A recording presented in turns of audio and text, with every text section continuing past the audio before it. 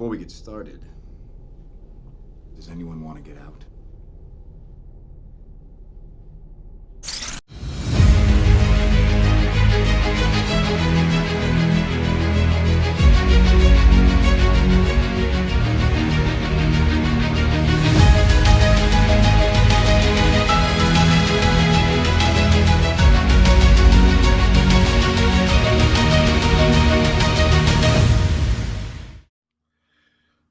Hello, everyone, and welcome to the inaugural episode of the Super Split Screen Brothers.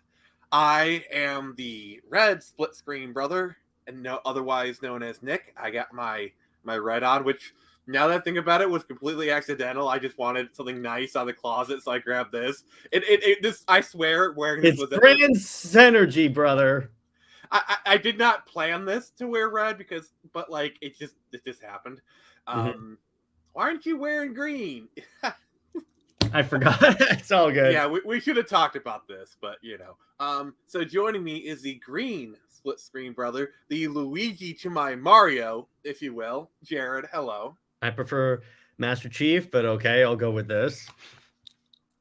Well, if you're a Master Chief, then I'm the hero of time. Okay. So this will be a weekly podcast. We're gonna be we record it, we pre-record it, and then it's going to be uploaded to the Phoenix Press channel every Wednesday. Haven't decided on a time yet. Thinking about 1 p.m., but that may change. We're still kind of getting things settled going. We'll have like a schedule. Sometimes we'll have guests. Sometimes we'll interview some cool people. But right now we've got a schedule on for you, and let's just get into it. First on the list is one of our two kind of like icebreaker kind of topics. The first one we're talking about is what are we playing? Jared, would you like to do the honors? Well, I've been playing a lot of Saints Row 4. I did another playthrough of it because I wanted to see what's like with a female character, and I saw that you can have Wonder Woman armor, so I legit tried to make Gal Gadot as close as possible. Like, I didn't have like an Israeli accent, so I just went with the French voice actress because I figured that sounded close enough for what I was going for. But she's actually really funny, so I was like, okay, I like this. So in my Saints Row playthrough on PC, I played through as a woman my first one, and I used the Laura Bailey voice. Of course. Well, here's the thing. One thing I loved about that voice is I swear it's like he played it like he was having just as much fun as the player was. You know, like she just put so much excitement. Like it's just, I love Laura Bailey. That's Laura Bailey, though. She's ironically, she's also voiced Wonder Woman a few times in the Lego, and she was fantastic. She's great in whatever she is voice acting. She's actually done Halo a few times. Cortana? No, she did a Spartan. Oh, Laura Bailey could probably voice Halsey, I think. Halsey is voiced by Jen Taylor, the same person that does the voice for Cortana, because Cortana is supposed to be the mind clone of Halsey. Yeah. So you can't exactly have the sound difference. You can tell I'm not the Halo fan of the pair. You can. Oh, trust me. At the end of this podcast, I'll get you on there. Is that a threat? Oh, it's fine. But besides that, I've been playing a lot of Call of Duty Modern Warfare 2 and a lot of DC Online. And I started another playthrough of Justice League Heroes, this old like DC attempt at Marvel Ultimate Alliance for the original Xbox. It's not as good, but it's still fun. I'm assuming backwards compatible on your Series X. On my 360. It's not. That's the only reason why I keep the 360 around. There's this one game called Justice League Heroes. It's the only reason my 360 is still hooked up. Not only that, not all of the 360 games will go over to the one too. So I kind of have to keep it around if I want to keep those games. And these are games I play a lot. Yeah, I get that. I trust me, I do. So I still have a lot of my PS3 games lying around because like some of them they're never going to bring over. Because you're one of those people that still plays PlayStation. Yes, I'm going to go there. I'm an Xbox guy, so that'll be interesting on this podcast. It's another point of contention between us. He's Team Green, I'm Team Blue. What about you, Nick? What are you playing? Well, I do like consoles, and yes, Sony's cool. But I'm at my heart, I'm a PC gamer. and I've been playing a lot of Vampire the Masquerade Bloodlines. I love that game to death, but like I've never actually finished it. See, the problem with that game is it is bugged to heck, and you need to download an unofficial patch to get it to run. But here's the thing: the fans are still updating the patch, like literally. So this game came out in 2004. Okay, take a guess. The last time the unofficial patch was updated, a game from 2004. Unofficial patch. I'd say Yeah. 2014. Literally this month. What? Yeah, like the latest patch was literally like January 4th of this year. That's how you know the fan base is devoted when they're like, it's like the people who made Project Justice League were like, fine, we'll do it ourselves. It's basically what's kept this game alive. So it's like you got the unofficial patch, and then you got like a couple different mods you can do to kind of like spice up the game. So basically, I want to just because here's the problem. Normally, Steam cloud syncs your saves. So if you uninstall it, you can save again. But the problem is, if you uninstall it, then you wait a while and you install a new patch. You got to start over again because it doesn't transfer over the save. So it's like that sucks. Yeah, I just need to kind of buckle down, complete the game, and then I'll probably play with the different mods like Clan Quest mod, Antivudian. I probably pronounced that wrong. But yeah, and then I downloaded Postal 2 last night, another older game from around 2004, 2005. That game's a lot of fun. It's crass as heck, but like, yeah, it's really good. That went quicker than I thought.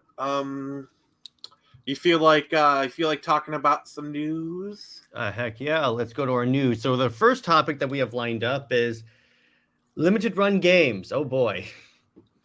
Yeah. So about that. So a quick primer for like none of the people who are listening, because I imagine if you're listening to this podcast, you probably heard it, but like for like on the off chance that someone stumbles onto this and hasn't heard of it, the basically Limited Run Games is a company that they take games that like normally wouldn't get a print run, like digital only games, and they make physical copies of them. It's mostly for collectors, but also for physical enthusiasts. They've had some like mini controversies in the past. They've had some like gripes and whatnot, but nothing like too major or shattering. They're like a slightly shady company, but like, you know, kind of like whatevervilles. But they really kind of crossed a line. Basically, you had an employee who followed the wrong people on Twitter. You know, some right leaning people, blah blah blah. You know, and to be clear, she wasn't posting anything incendiary or inflammatory or anything that would justifiably get her fired, correct? As far as I'm aware, no. I may be wrong, okay. but I haven't heard anything to that effect. Yeah. And so basically, someone created a harassment campaign to get Limited Run Games to fire her, and they bent the knee really quickly. And it's honestly just a story that like just gets worse and worse. Like you find out that like the person who got her fired is literally guilty of the very thing she's accusing them of. Like he's not that good of a person. You know, and then like and so Limited Run Games, they basically batten down the hatches. They've turned off comments on their stuff. Apparently, you know, they're like losing subs. It's turning the heat. This is a developing story. It's probably going to run for another week or so. Really, either two things are going to happen. Either Limited Run Games are going to be forced to make a response because like the hit is going to be that big, or they just ignore it long enough and it just goes away naturally. People move on. I don't know. It could go. The worst part is that they actually posted on Twitter that, oh, we welcome all sorts of different perspectives and all that, and then everyone's like, wait a second. Well, that was a lie. Something doesn't. You're clearly BSing us on this. It's like you slap someone and immediately say, it's like you slap your wife and then you immediately say, I'm against spousal abuse. or you immediately like yeah, exactly. It's that. That's the best example we can go with here. It's a bit hyperbole, but you get the point. It's like, really, guys, that it was such a tone deaf response. Yeah, they're getting the heat. Rightly so, in my S- mind. so speaking of stuff that's heating up, how about them game prices? Yeah, my problem with game prices going up is that I would be fine if these gaming companies were giving us a product that was more complete. The problem is that they're using this as an excuse to essentially give us half finished products at an increased price. Because when you look at Mm-hmm. like the quality that was releasing like 10 years ago, you got a complete product. The other one is like, no, we'll release it half done and complete it in updates. And I'm like, this doesn't, if you're charging me more, you can't do this. I'm sorry. Yeah, pretty much. Um, like you said, it's like like they're trying to claim, oh, games are so much more expensive to make. That's why we got to raise the price by $10. It's like, you guys are making hand over fist with microtransactions. It's one thing if you have microtransactions and free to play games. That's That it, too. it doesn't matter how scummy you get. You have the excuse it's a free game. You can at least rely on that. And some games, well, they just do cosmetics. You can do excuse that, but now you're doing like it's getting really bad. So it's like you're literally more profitable now than you ever have been in the past. Come Yeah, on. it's plus the fact, add on to it, that if you're a collector's edition collector like me, the collector's edition like stuff you get is getting more and more cheap and more like, And this they're is what not I'm even spending. including the game. It's You're like not even including the game, first off, but you're not even at that including point. like, Sorry, go ahead. you're not even including like a statue or anything like that would justify that. And the stuff that you are improving is like the cheapest stuff ever. It's like, what is this? Like, what is it? What was that one company that did like the boxes, the subscription boxes? Oh, it's like I forget exactly the name of. I know exactly what you're talking about. It's like I forget. But yeah, it's like those like $10 subscription boxes where you get like basically all the overstock that they couldn't you know they couldn't sell. You know what I'm saying? It's really bad. It's Yeah, really bad. but I'm like, dude, because I remember Halo's collected edition used to always have like a dope statue. In fact, I have one up there on my shelf. Or it's like they used to come with like a replica of the helmet. Now it's just some digital content and maybe a few patches. Like, what? For $150 to $300, you should be including something really prime.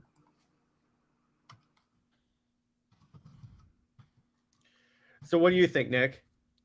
Yeah, I really agree with you there. And like the other thing is, people often like they'll pull up like a Toys R Us ad from like '98 and be like, hey look, they were selling Chrono, they were selling Final Fantasy VI for $90 and 96. Like, see, game prices have always been expensive. It's just like they think it's some sort of gotcha, and they like. It's not. It's definitely not. I can tell you See, that the much reason right why there. some of those games are a lot more expensive is because they'd have custom chips in them. Like the Super FX chip, or or lots of other different things. Plus, they were complete games. So it's not I the have to own they harp think on it that is. point because it's so annoying. Yeah, because like the whole thing about consoles is you buy a game and you know it'll work. Because like the thing about computers is you pay a lot of money up front and you get a good experience, but eventually it gets outmoded. You kind of get to a point where like it's a brand new game and you might be like, oh, I'm not sure if it'll run on my computer, versus you buy a console and you get a game as long as it's not, and you know it'll work as long as you don't have a PS4 and the game you're getting is Cyberpunk 2077. That was a joke, by the way, but Yeah, I actually know. it's true. I may not have played that game yet, but I'm well aware of the issues with that game. Oh, it's actually really good. I played it on PC. It's a fun game, but I'm well aware of like all the issues with like the bugs and everything. Yeah, so that's yeah,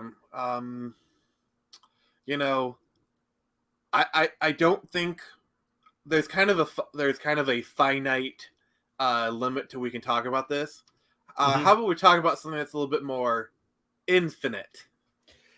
You Yes, knew exactly. You're getting good at this. I know. All right, so I'm a little more plugged into the whole Halo Infinite madness than Nick is, but so to give context, so Halo Infinite comes out and it was marketed as this is the Halo game that we're going to keep adding to for the next 10 years. So everyone's like, okay, that means we're going to get content, right? And they changed the model of Halo to a live service game, which is always a big, yeah, exactly, red flag. But I was optimistic. Now the base gameplay is fun. They managed to get back to when Halo was fun to play. The problem And is that, apparently, from what I hear, the single player campaign is like excellent. oh my gosh, yes. But the problem is when the multiplayer, they didn't launch with enough content. In other words, it's like, and they made it where originally the only way you could progress is by completing really BS challenges. In other words, there was no like XP. I mean, I don't know much about Halo, but I know the multiplayer is a very key component of that game. Yeah, and they kind of dropped the ball on that. So for the longest time, for like a year, and by the way, it launched without split screen multiplayer too. Just want to tell you that right there. I actually remember hearing about that. Like, didn't like they find a way to glitch into it? Like, had they Did. added? That's the funny part. They said it wasn't working, but then fans are like, "What do you mean it's not working? It's right here," and it works pretty well. See, the thing, but what they did recently is they released an update that added so much stuff. They finally added the map editing mode, which if you've seen some of the screenshots from what people are making, they made Andy's room from Toy Story, like legit that, because you can you can import models and everything. So it looks really, really, really good. They added a lot of multiplayer. They added it. So originally in Halo, okay, so the game was marketed as having this robust player customization suite, like you can add in all this different armor to your character. But when the game launched, they had 4 armor cores, which are basically 4 little armor sets, and you can't like mix and match armor. Now they're working on that, but I'm like that shouldn't have been an issue. But what they did now is that they gave you all the armor cores for free. So I'm like, at least you're giving me that. And here's the funny part. You had to unlock the color blue originally. And then they added back in all the base colors. So I'm like, that reminds me of when Activision was trying to charge people $5 for a red dot. Yeah, exactly. That's exactly what it was. And I'm like, what is going on here? So, and it got to the point where if you guys have been following my channel for a while, you know I posted a video of myself uninstalling Halo Infinite, 1.5 thousand views. And I recently reinstalled it because I wanted to see, did this new update do anything? I'm happy to announce, yeah, they're doing some stuff on it. I won't be as, they also added the ability to replay missions. Because before, you could just play through, there wasn't even a new game plus. So now they redid it so you can replay the missions. And I'm like, thank you. I can't believe I actually had to wait for this. You know what we really need to do sometime? What? We need to do a co-op campaign of the Master Chief Collection. Oh, hell yeah. And it's kind of funny. I can just subscribe to Game Pass. And you know that we could probably do co-op. Me and MCC. I know for a fact MCC it's cross-platform. So we could do the co-op campaign. We'll probably do that for your channel. Yeah, that'd be fun. But anyway, speaking of MCC, that thing was so good. When you know what the MCC launched in a really bad state, and it took them years, like 5 years. And for those of you that don't know, here's how I think 343 started rebuilding Halo Infinite. They put the guy who rebuilt the MCC as the head of the development team for Infinite. They broke the glass. They broke the glass. So like, okay, screw it. There you go.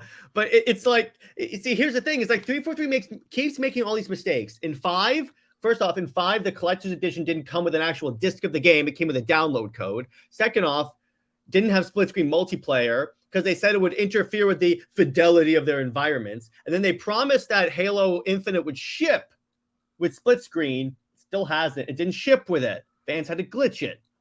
Isn't And then they Halo announced 5 the it gets game where worse. they tried to sideline Master Chief with this new character? Yes, you only play as the Master Chief for 3 missions. And by the way, 6 of the missions are just walking around and talking to people in Halo. Essentially, it's like the Halo show. But please don't mention that. Even I want to kill myself whenever I think of that show. What you want to do is watch Angry Joe's review of those of that show. It's fantastic. But anyway, I would rather not die of a heart attack. But yeah, they're working on they're actually making progress on it. That's why I'm a little optimistic that eventually we'll get split screen multiplayer. Just right now, they're working on getting the base game to work, which they're off to a really good start. So I'm cautiously optimistic. In other words. Okay. Well, that's definitely room for hope. Let's see. They're kind of on thin ice with their community, so they were on thin ice since the show came out because they thought that show was gonna rebuild Halo fans, but then they decided not to have it take place in canon and have Chief not act like Chief and take off his helmet 80 times in one episode. Yeah. So I have a Halo question, but I'm gonna shelve that for now. I got a tangent. So my fear is that the game companies are going to learn the wrong lesson from Cyberpunk Edge Runners, because Edge Runners is kind of credited for reinvigorating Cyberpunk 2077 because the game had a nasty reputation, but Edge Runners was so good it caused a lot of people to go back and play Cyberpunk 27, and fortunately by that time they had fixed pretty much most of the bugs, so it was in the perfect shape for having people come back. Mm-hmm. So it was perfect timing. It had it had all-time player counts and whatnot, and Cyberpunk is redeemed now. It's not quite the No Man's Sky story, but yeah. The difference between Halo and that is that 343 actually said they're going to make Season 2 more in line with the games, because what they did is they originally set it in a different timeline too, which originally I was okay with, but they didn't stick to the fundamentals of Halo. They said they're going to go back to that because they acknowledge the overall fan backlash, because it became a generic sci-fi show, not Halo. They need to just start from scratch. The seriously. Sad part is that guess what? It's not like it's hard to make a Halo series. Guess what? They did it. Previous to 4 and 5 coming out, they had live action series that they didn't splice together into one movie. I've seen Forward Unto Dawn, and it is excellent. Have you seen Nightfall? Nightfall is great. I haven't, no. You need to. But yeah, Forward Unto Dawn is fantastic, and Chief actually acts like Chief in that. It's what's crazy about that film? Go ahead. Chief doesn't show up until the last third of the movie, and it's because they build up the Spartans so well with them watching security cams of the battles, and then you're immediately, even if you're not a Halo fan like I am, immediately these guys are badasses, and then you see the Chief. Isn't that an ODST academy or something? It's an academy it's essentially their version of West Point. The ODSTs are a different thing. Okay, so the officers of the army. Pretty much the officers. It's essentially ROTC. Okay, cool. A lot of those people go on to become ODSTs, but it's not once you're there, you're automatically ODSTs. No. That takes a long time for you to be even. They're like the SEAL Team 6 of Halo. Oh, okay. So I thought ODST was the Marines of the Halo universe. No, the Marines are just the Marines. They have regular Marines. It's kind of funny. The ODSTs, even the Halo, it's okay, the Marines are so awesome. We're just not going to create any faction. The ODSTs have a rivalry with the Spartans that's totally one-sided. It's because the ODSTs are those freaks with their superpowers and stuff, and the Spartans are we don't care. We just want to do our job. Will you shut up? The Spartans don't give a crap about the ODSTs, and the ODSTs are you guys suck. It's so hilarious to watch. It's the Spartans be I'm literally 4 foot taller than you. Yeah, I'm like, there was a scene where Master Chief, when he was a kid, and they showed this in Foreign to Dawn, 4 ODSTs decided to pick a fight with him in the gym when he was 12, and he actually 14. He just got augmented. He tore them apart. 4 jacked ODSTs, and he actually did kill them. It was at that moment he knew he They messed have up. to, exactly. That's the Morgan Freeman music. Yeah, exactly. So that concludes the news section. Those are going to be like the 2 kind of intro topics that we have to kind of just get you kind of, that's kind of, so this kind of middle section is basically each week we're going to have a theme of like what we're going to talk about. And so this week's theme is basically introductions to us, where we're going to like talk about us, our preferences. Basically, we just want you to get to know us and whatnot, Mm-hmm. So the first intro topic is favorite games. Do you want to present this as like a top 5 in no particular order kind of Top thing? 5 in no particular order, I think is the best way to do it. All right, go, my brother. Halo, number 1. Either way, I have to put that as number 1. Obviously. Halo, DC Online, because I like the way they structured that game and they keep updating it with whatever comic storyline they're doing. So it Mm-hmm. gets you like really ensconced in the comic book world. And the way they justified having like the player characters actually makes sense.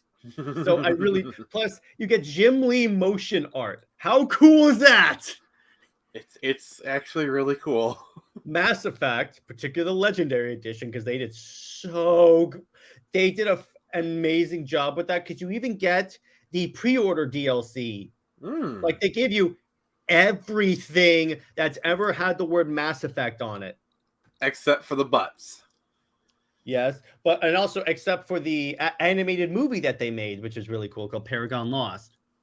And wasn't that like for the PlayStation 2 Mass Effect 2, where it was basically just the first movie and then like all the choices you got to make them so that we can import them into your save? no, that's a new thing for the Legendary Edition.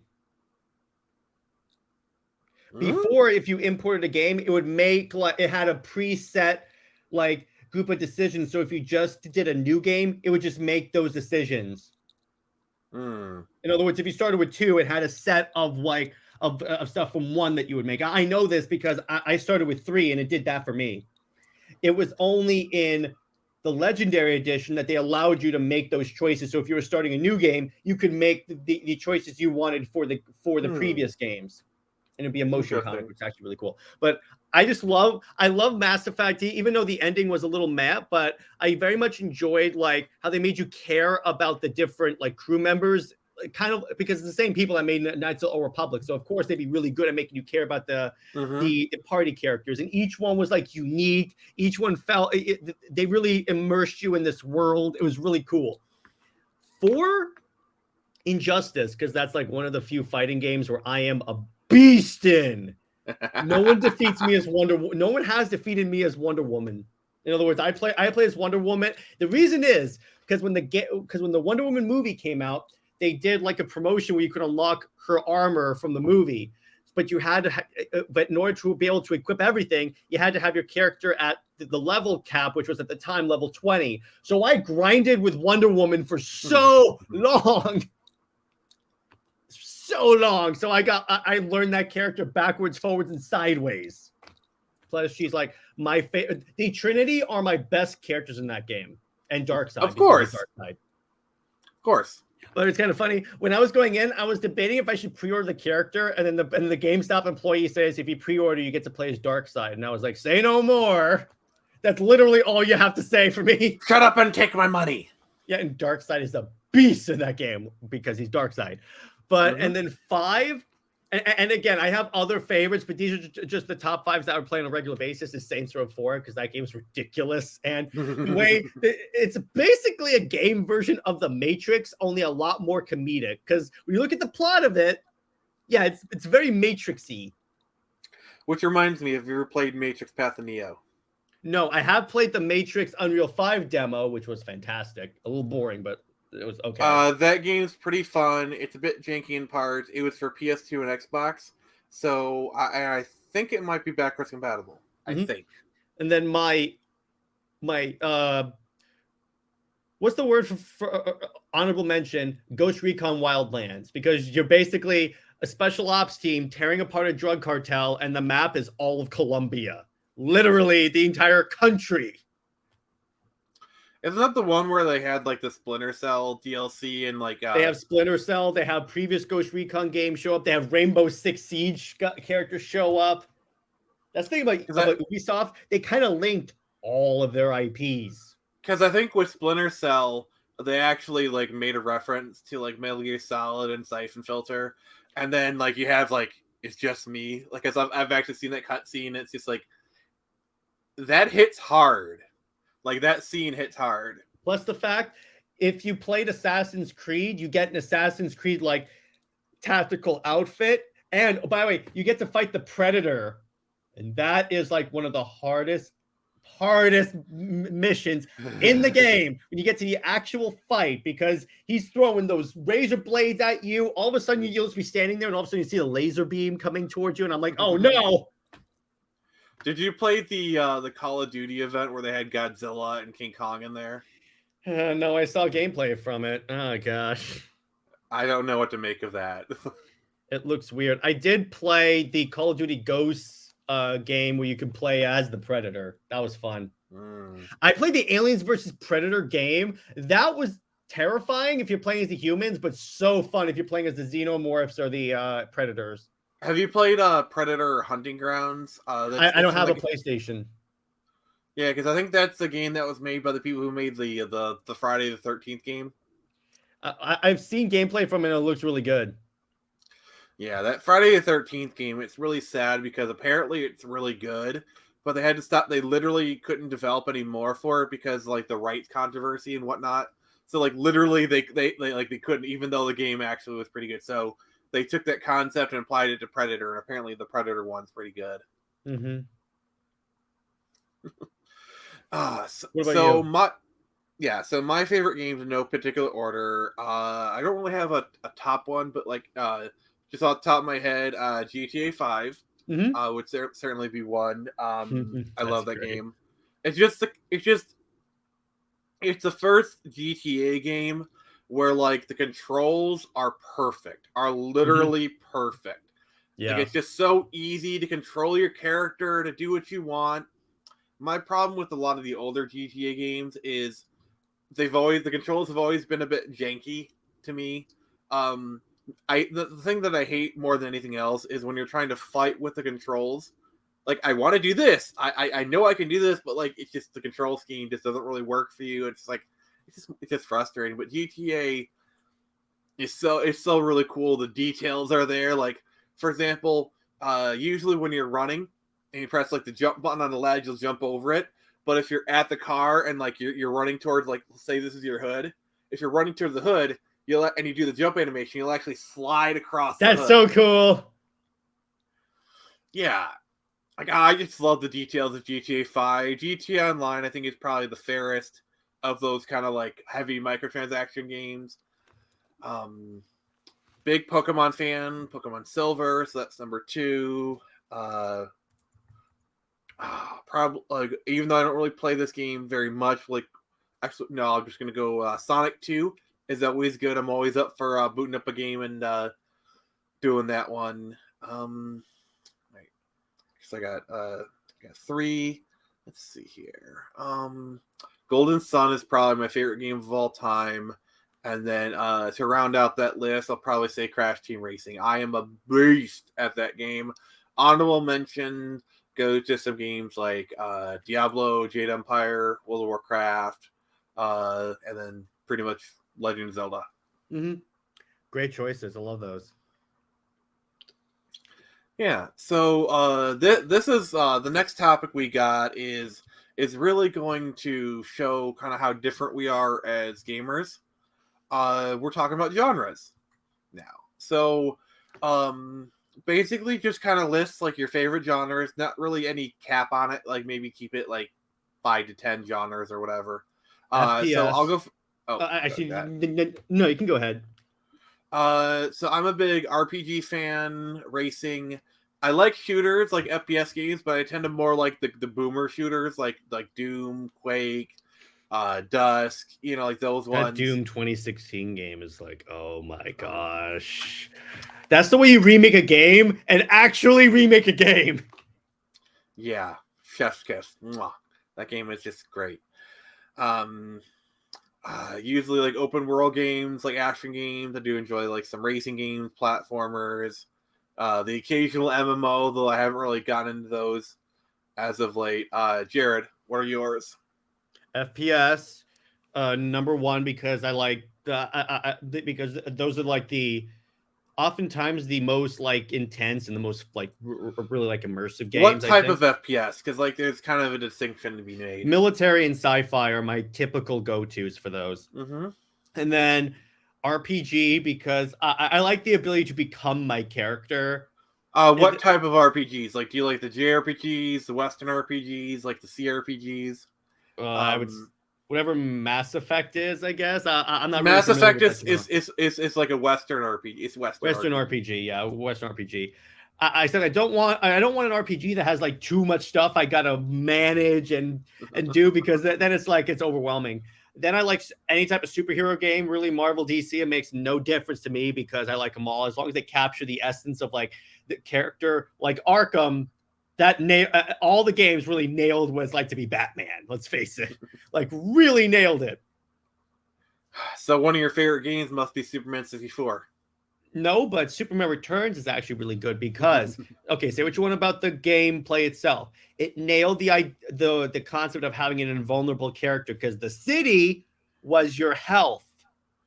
So just out of curiosity, do you know about Superman 64? I know. I've seen the honest trailer for it. I know. One of these days, I think I might like force you to play that game and do a live stream of it. Like that would be so much fun.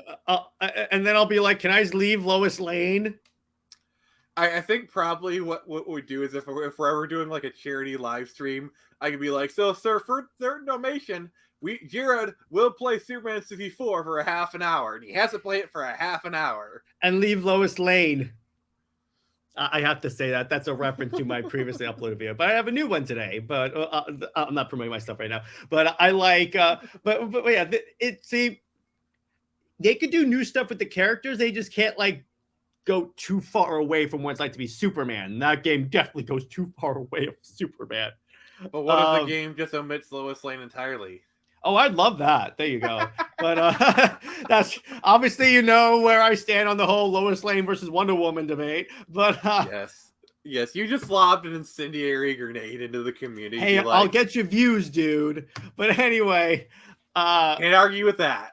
Yeah, I'm a big fan of RTS games like Command and Conquer, Halo Wars, because those I like the idea. It's very satisfying to see like a massive army like charging an enemy base. Because I've done that where what I normally do is I just build up my forces and you just play send, like, Zerg on StarCraft, don't you? I don't play StarCraft. I just send like a massive like tidal wave tsunami of soldiers with like tanks and everything. I say that because in StarCraft there's this thing called the Zerg rush where you have like a bunch of Zerg and you like rush your enemy with it. So it's like when you said that, I'd be like, oh, he's got to be Zerg. He's got to be Zerg player. What I did is I used to play the old Warhammer Dawn of War games, and what I would do, so you can have troops in drop pods. So what I would do is send in my scouts because the scouts are cloaked into the enemy base, and then I would just like because I have line of sight, I could drop pods. So all of a sudden, the enemy base will be just doing stuff as usual. Then my drop pods would just start falling from the sky, and I have like 8 squads already within. I have tanks coming down the street, and I just completely overwhelm them. Wow. Yeah, I'm a very inventive general. And then the last one I would have to say, let's see, what other games do I play that much? I would have to say probably like a lot of MMOs because, DC Online and all that stuff. Because all right, what MMOs have you played? Let's see, I played DC Online. I played the Marvel one when it was still up. And I played... Let me see. What else did I play? I didn't play World of Warcraft. Does GTA Online count? Kind of. Yeah, so that would count. I've played. I'm trying to think. What else have I done? I haven't really. I didn't really play any of the big ones. I just played the ones that are sort of MMOs. Yeah, I played a lot of MMOs. Let's see here. World of Warcraft, Star Wars: The Old Republic, played a little WildStar, Neverwinter, Anarchy The Old Online. Republic. I played the Old Republic. Yeah, I played the Old Republic. That game's pretty good. Anarchy Online, played a little Rift. Basically, I had like a friend of mine. We'd like try out a bunch of games, a lot of the free to play games. I got really big into World of Warcraft for the Horde. Let's see. Let's see here. Yeah, DC Verse Online's really good. Played SOTOR for the Empire. You Yeah. traitor. I'm a Jedi, dude. I fight for the light. I will find you on the PvP battlefield. Mm-hmm. You'll try. I've seen you fight in these games. You haven't faced my Sith Juggernaut. Mm-hmm. By the way, my Sith Juggernaut is a tank build. Mind you, my DC Online character. If you find me in DC Online, I will destroy you. My character has gone toe to toe with Darkseid, and defeated him, mind you. So have I. Sure, you have.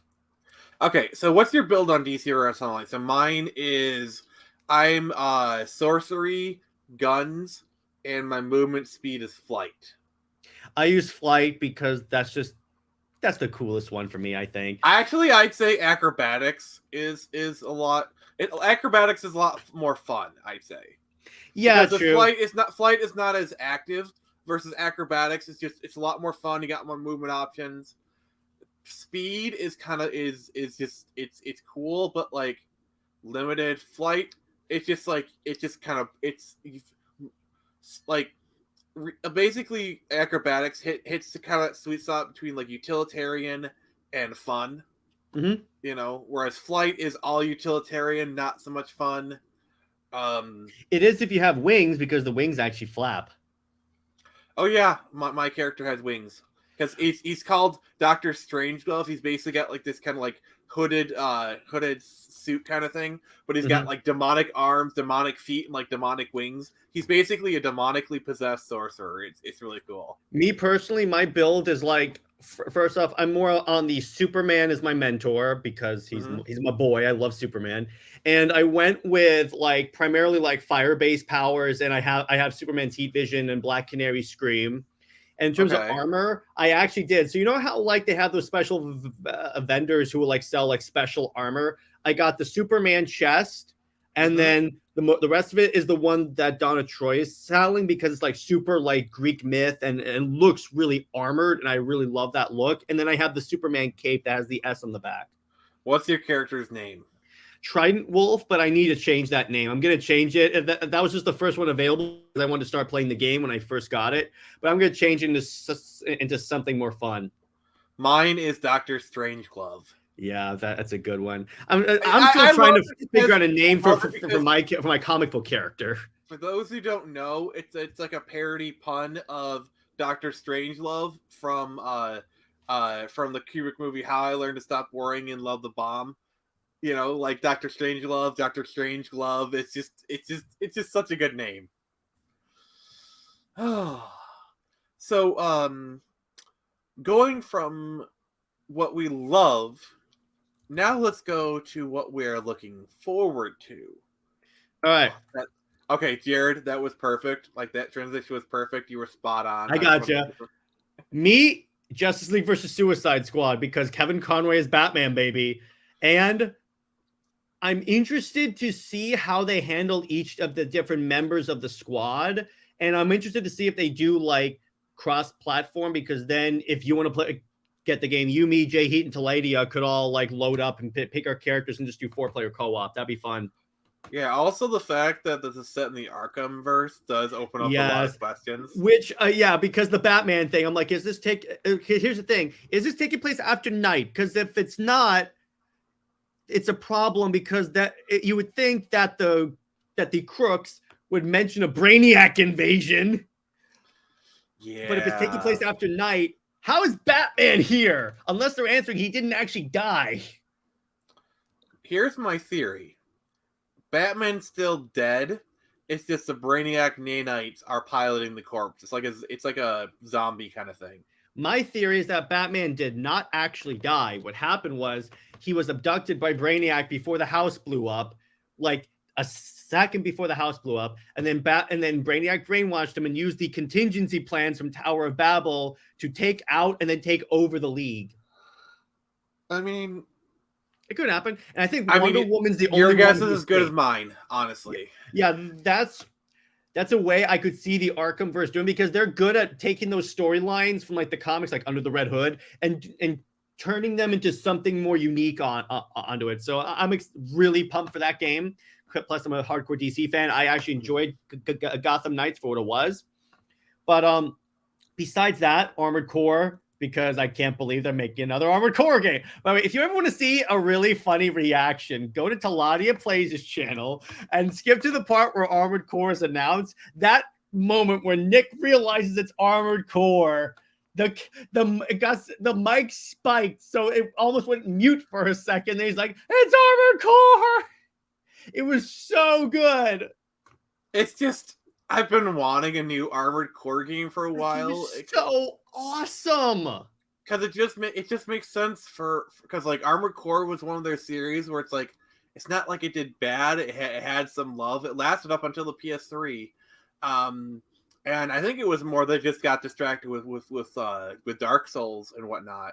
By the way, fact, we live in a society that has more into like the giant robots battling because of like Pacific Rim and such. So if anything's a good time to have giant robots shoot each other, I think this is a good time to do it.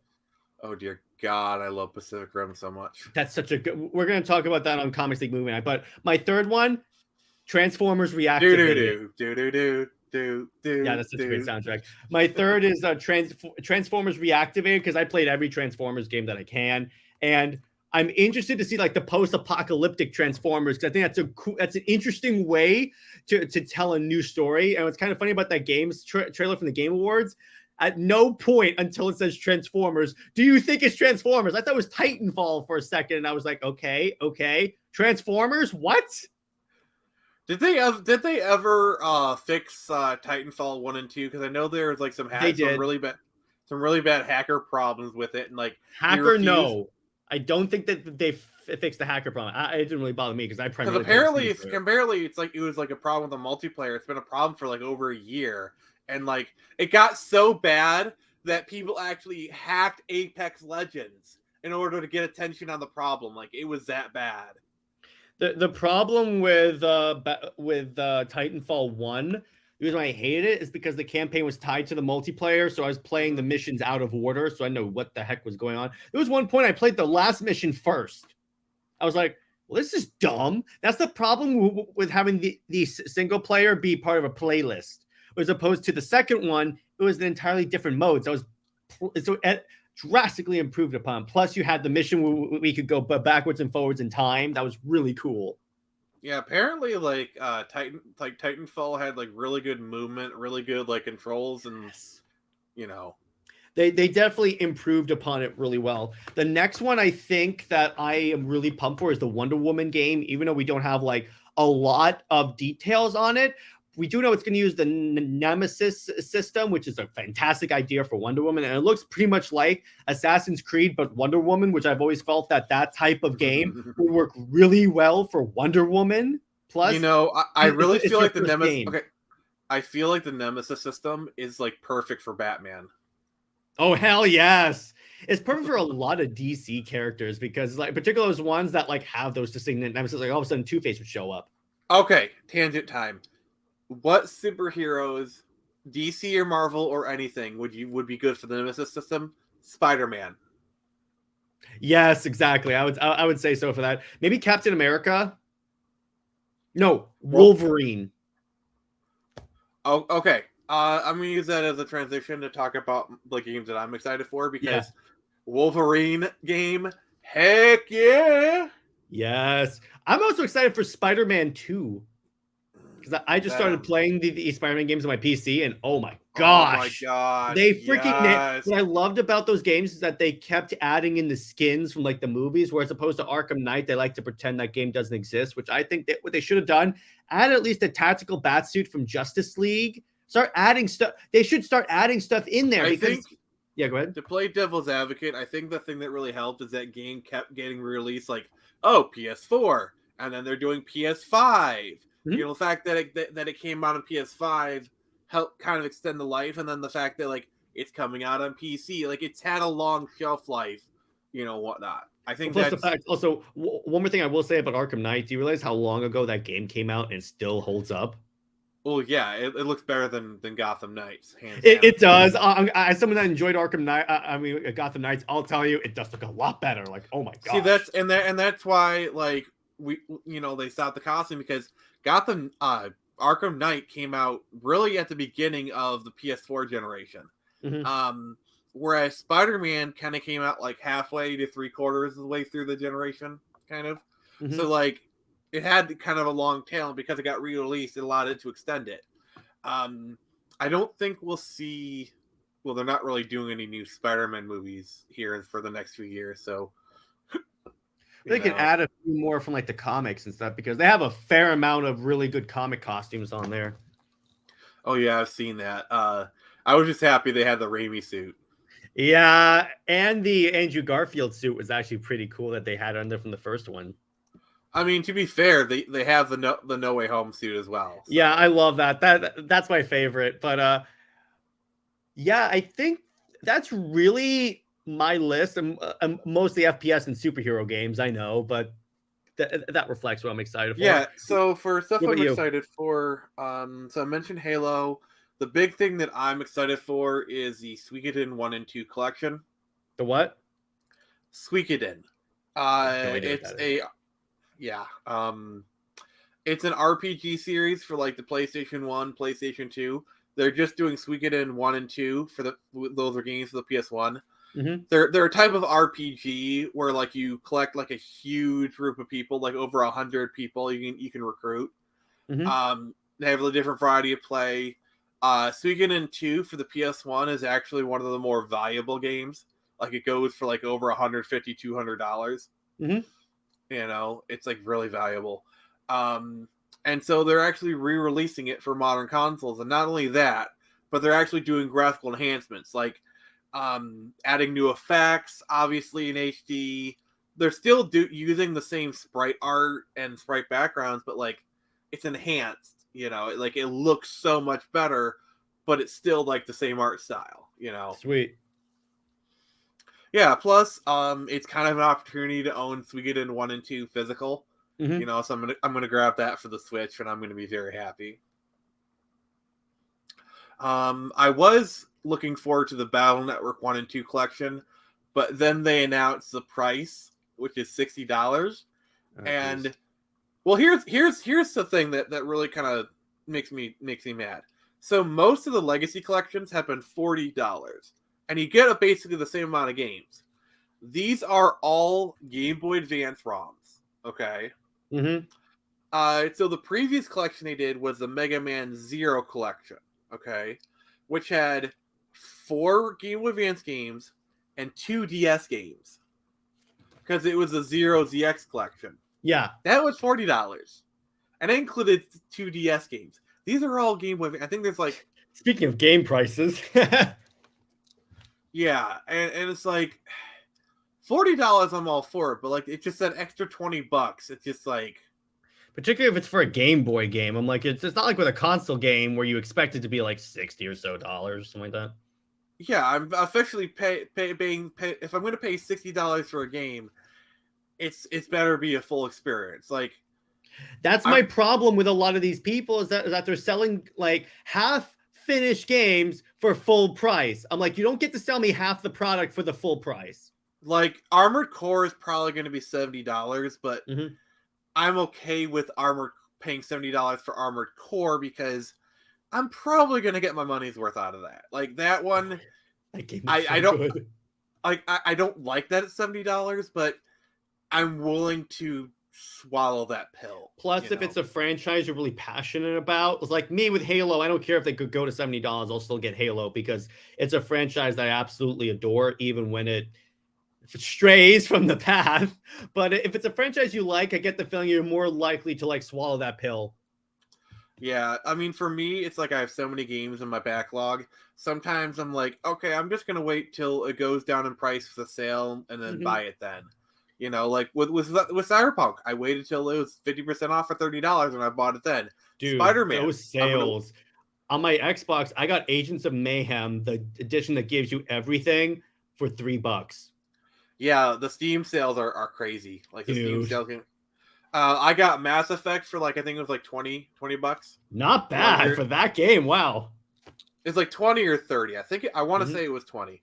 But yeah, the games go down to like, you know, that crazy of a price, and yeah, a lot. I mean, $30 for Legendary Edition is a freaking steal. For how much they give you in that game, yes. Yeah, so like, there's so many games I have that I haven't played. It's yeah. So yeah, I have so many games. Jared, can you console me? About what? The fact that I have so many games to play. Can we talk about our favorite consoles? Can you console me with your consoles? All right, so my first gaming console was a Game Boy Advance. So I always have like fond memories of the Game Boy Advance. I played Leaf Green, Emerald. I played the Power Rangers games on that for Time Force and I think Dino Thunder. This is where I'm going to show how much older than you I am. Mine was a red Play It Loud Game Boy. It was still the DMG models, but it was like when they had like started to do the colors. This was right before the Pockets. This is like the Pockets were like the next year. Mine was a red Play It Loud Game Boy, and that was my game. That was my first game system. I got Wario Land, Super Mario Land 3. I played the heck out of that game. I eventually got other games like Link's Awakening. I traded like a gold gel pen for it. Pokemon Red. Mighty Morphin Power Rangers, a movie for the Game Boy, which was actually not too bad. Like it's a bit basic, but like a Game Boy game that I highly recommend is Teenage TMNT Follow the Foot Clan. It's on the Cowabunga collection, so if you're at Cowabunga collection, you need to play that game. Yeah, because the Game Boy had like such great. When you think about it, the Game Boy had great games, like really good. And then I upgraded to the Nintendo DS, which I think was a big upgrade because it was the first time I had like a touch screen and everything. And that's where I really got into like the Pokemon games like Diamond, Pearl, and you could still play Game Boy games on that. So I was like, okay, that was actually really, really nice how they basically made a Game Boy and a DS in one. Yeah, so for me, I had a GBA for a little while, and then kind of like middle school going into high school, I didn't play too many games because my parents banned me from playing video games. I mean, it's a long story, personal crap. But like kind of like starting the late 2000s, I started getting more into video games. This is kind of where my PC stuff kind of came in because like I had PCs and I played a lot of PC games on there, and then I got into emulation. So like I played a lot of emulated games on my computer, so that kind of, you know, like, yeah, my love for PCs goes back a long time. Yeah, you know, I have a long history of PC. Like I played the original Lego Star Wars game on PC. That was fun. But my first Xbox 360 game was actually the Bionicle Heroes game that I still have, by the way.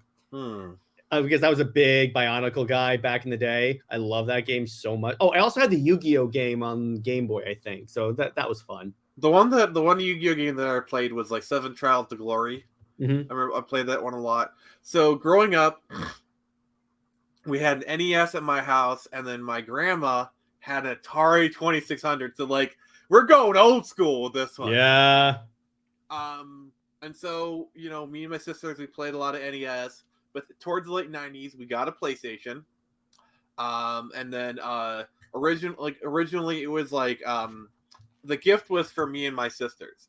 And we all played it originally, like, you know, we play games like Crash Bandicoot, Tomb Raider. but eventually they stopped playing it. It eventually just kind of became my system. Mm-hmm. I played a lot of good games in that system. Symphony of the Night, Final Fantasy VIII. So many good games. So many So good. many Tomba good ones. 2. And so, like I said, there's kind of like this dark age, kind of like the late 2000s. I got my around 2010ish. I got myself a job, and I got myself a PSP, which is a system that I'd always wanted. And I started playing a lot of games on those. The PSP is, oh my god, I love the PSP so much. Yeah, um, and really with the 360 is where I spent like the majority of my time, even though my first one got red ring, so we had to get a new one. But then I upgraded to the one, which actually was a big improvement because the controller was more ergonomic because you didn't have this large battery pack in the middle of the controller, so you can like interlock your fingers more, which it just felt more comfortable. The interface was much more like fluid and looked cleaner, is what I'm saying. And then yeah. I finally, after months and months of checking the stocks, got a Series X. Oh my gosh, was that a pain in the butt? Because it's like I had to follow a specific Twitter account that would update whenever it would be restocked. And so far, the Series X has been serving me pretty well. So like the 2010s was primarily early, like the first half was I did a lot of like retro game collecting, and I had so many different consoles. I still have some of them, but like I had there's too many stuff to list. But like the second half was basically 3DS and PC was a lot of that. But like towards the end, I got a Switch, which I still have. It's literally right there. So right now my gaming is primarily Switch and PC. That is like my main stuff, and sometimes I whip up my 3DS and play some stuff, or my PSP and kind of play some stuff. But primarily, it's Switch and PC is what I play now. Yeah, primarily with me, it's Series X, and then if I have a game that I really want to play, like Spider-Man, I'll play on my PC. That's pretty much it. Did you ever get in? Or I'll play League on my Mac. Did you get into Sega? Any like Sega consoles? Sega consoles, no. Sega games, yes, because I played like Sonic the Hedgehog 2006. So I'm a huge Sega fanboy. I actually still have a Sega Genesis, and at the start of the month, I actually went to my local game store, and I got some games. What'd you get?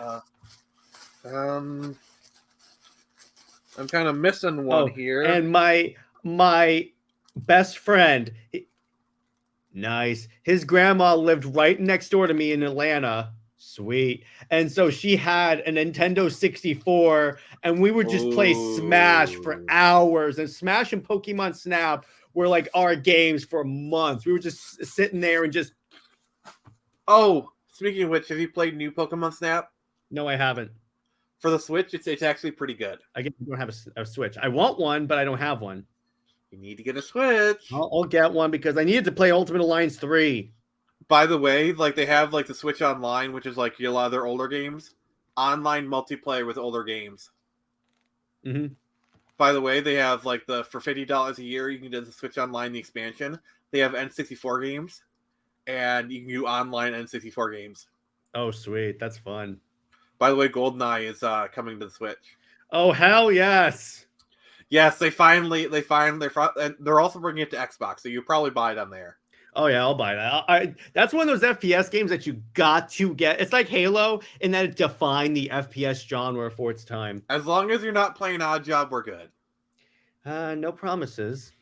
I'm the dude that plays Wonder Woman and Darkseid all the time in Injustice, so. Facility, slappers only. All right. But yeah, I'm a big Sega fanboy. The Dreamcast is the greatest console ever, and you cannot change my mind. I don't know. I'm sure I could change your mind on a lot of stuff. You haven't yet. But no, I love the Dreamcast so much. It is so good. So many great games. Because trust me, Jared, if you ever come to visit me or I come to visit you, I'm busting out some of the old consoles, and I'm gonna have you be like, okay, these are actually pretty fun.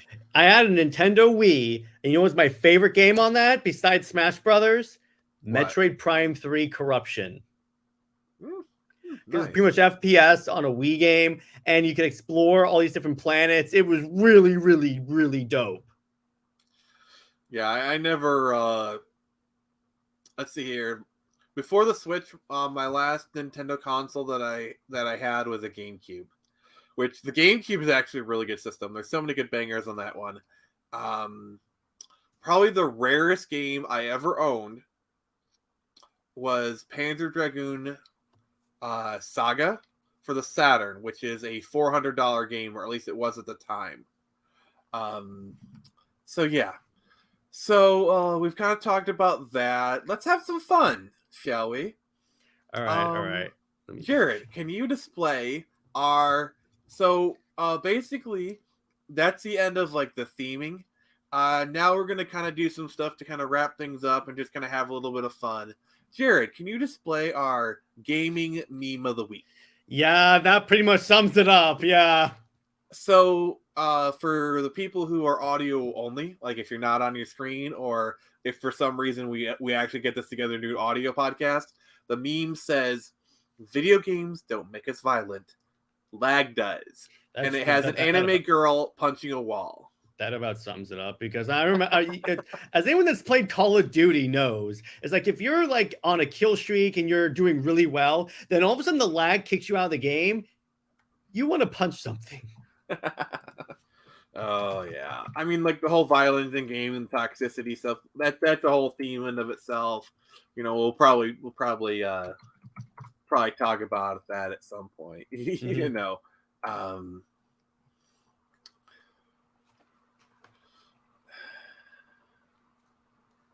Yeah, that was a really good meme, by the way. Okay, so why can't PC gamers use Uber? Why? Too many incompatible drivers. Oh, that's a good one. I like that one. Why does Donkey Kong wear a tie? Why? He's got monkey business to do later. These are just more of your bad puns that you always make on my show. Jeez. What does the gamer use to make bread? What? Nintendo. Oh, jeez.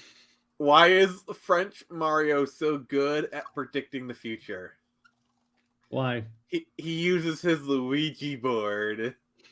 Oh, God. Okay, that's enough cringe for one episode. God, everyone just turned us off at that point.